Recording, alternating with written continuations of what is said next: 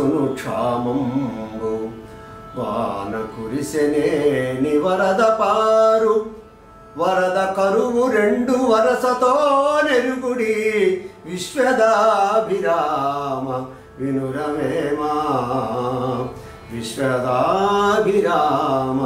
వినురవేమా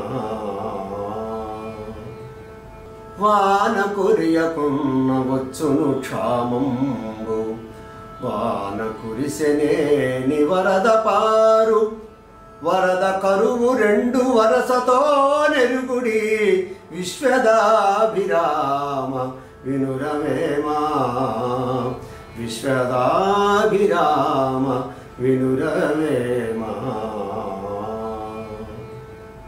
అతి సర్వత్రా వర్జయేత్ అంటారు. అంటే ఏదైనా ఎక్కువ వండకూడదు, తక్కువ వండకూడదు, సమానంగా వండాలి. వర్షం చూడండి, అసలు వానే లేకపోతే కరువు వస్తుంది. వర్షం విపరీతంగా కురిసిందనుకోండి, అది కరువే. వర్షం ఎక్కువైనా ఇబ్బందే. కరువు అంటే ఏంది? మనకి అవసరాన్ని మించి వర్షం పడితే పండిన పంట మొత్తం కుట్టుకుపోతుంది. అసలు వాన లేకపోతే పంట పండదు.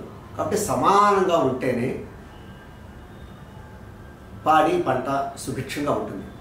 ఏదైనా కావచ్చు, ఒక వర్షమే కాదు, ఏదైనా అతిగా వండకుండా అసలు లేకుండా వండకుండా సమానంగా ఉన్నట్లయితే ప్రశాంతంగా ఉంటుంది ఆ జీవితం అని వేమన ఈ పద్యం ద్వారా మనకు తెలియజేయడం జరిగింది.